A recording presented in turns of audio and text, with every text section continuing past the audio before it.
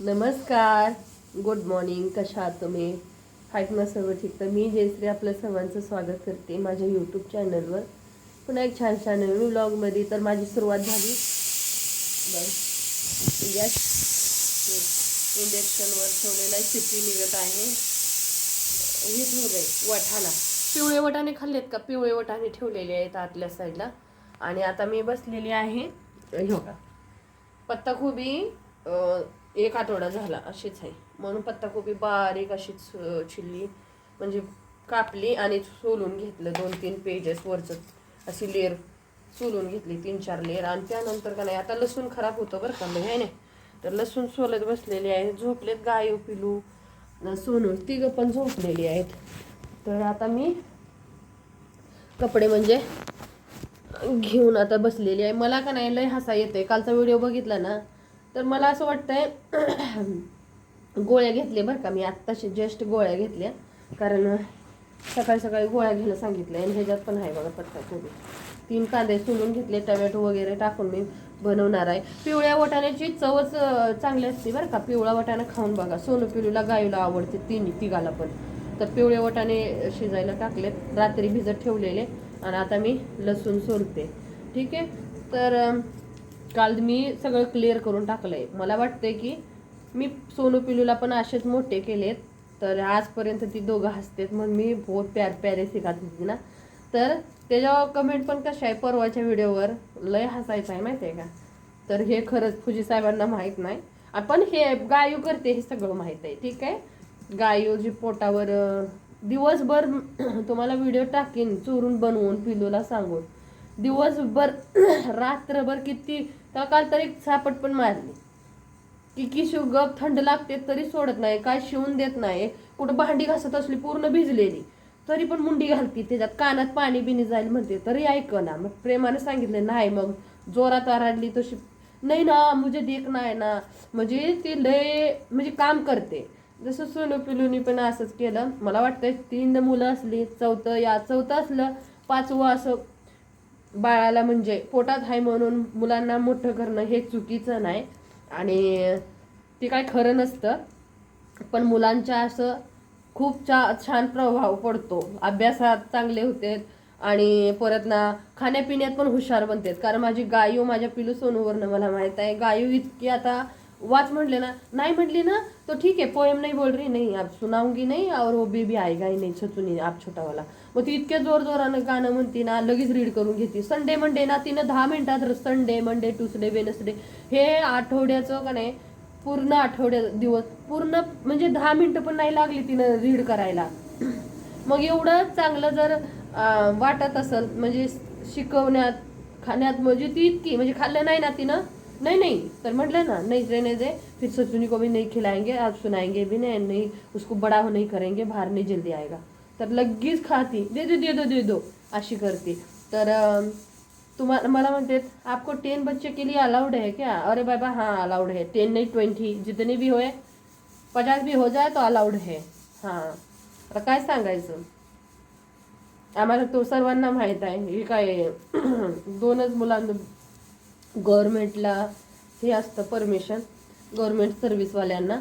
आणि 3रं-4थं असं काय नसतं. पण काय करायचं आता, मजबूर आहे आम्ही 4थं ठेवण्यासाठी, आहे ना, गायूसाठी. तर असं काय नाही, आम्ही गायूसाठी करतोय. काय नाही, कसं माहिती आहे का, माझ्या सोनोग्राफी वगैरे चालू आहेत माहित आहे ना. तिला म्हणजे ती बघती, मम्मी ये क्या होता है, आणि ये बेबी का हात होता है, बेबी का टमी होती है, बेबी की आईज होती है, सगळं तिला पिलू सांगती. हां अच्छा चलो चलो चलो, इतकी रडत होती म्हणून परवा तिला दवाखान्यात नेलं होतं. नाहीतर हवा थंडी असते ना, पिलू गाईला सोडून गेली असते. मग त्यांना नेलं, सगळी कामं बापरे किती दुसरी झाली. तर चला, असं काय नाही. कालचा व्हिडिओ बघा, संपूर्ण माहिती दिली आणि बघितलेत भरपूर लोकांनी, आपल्या बहिणीने.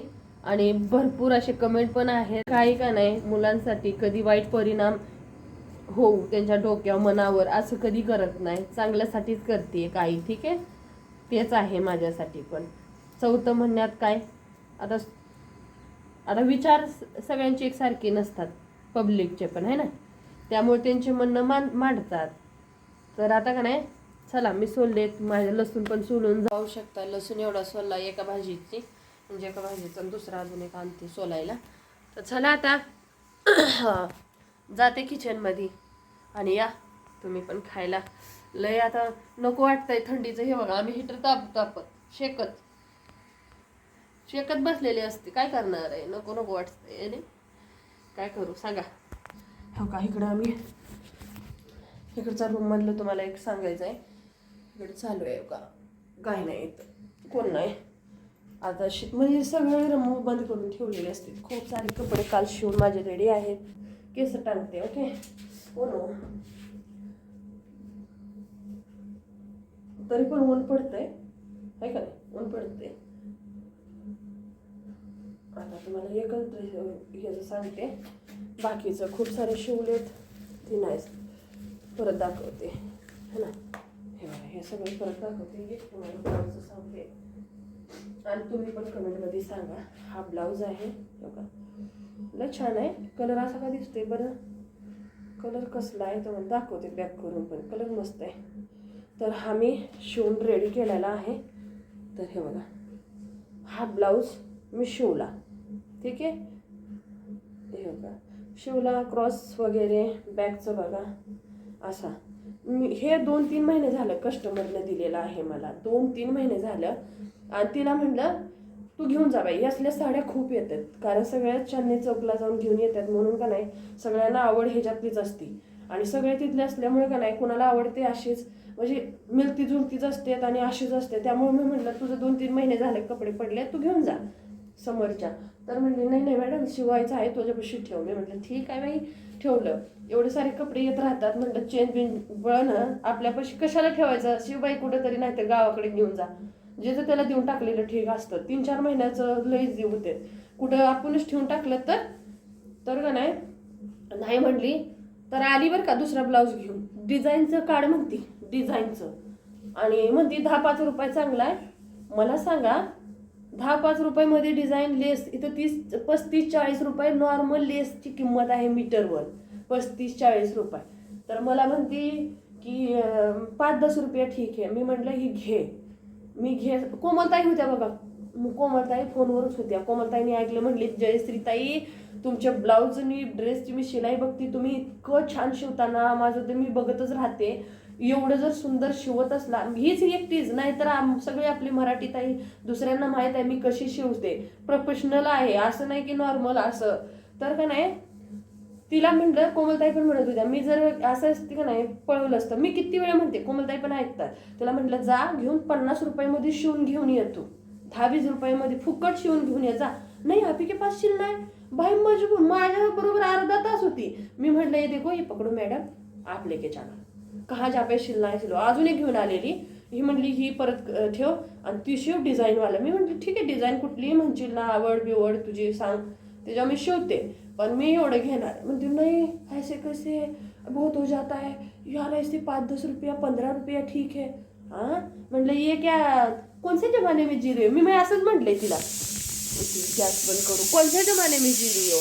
तर म्हणती, मी म्हटलं बाई तिला या जमान्यात आहेस का मागच्या जमान्यात आहेस तू. तर म्हणती क्या हो गया, आता यही जमाना. म्हणलं लाज वाटते का, म्हणलं बाई काम एवढं का, शिलाई आपण म्हणतो शिलाई जेवढं आपण नॉर्मल विचार करतो तसं नसतं बाबा. शिलाईमध्ये खूप त्रास असतो, कमर डोळे सगळे फोडावे लागतात. पण ह्या बायकांना एक असतात ना, त्यांना फुकटच्या खायची सवय लागलेली असते.